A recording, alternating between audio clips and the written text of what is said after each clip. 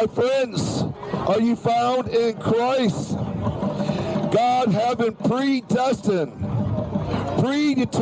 us unto the adoptions of children by Jesus Christ to himself.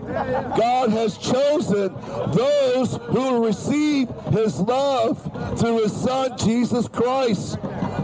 He has chosen us, predestined us to be adopted, to become sons and daughters of God, children by Jesus Christ, to himself, to the Father, according to his good pleasure.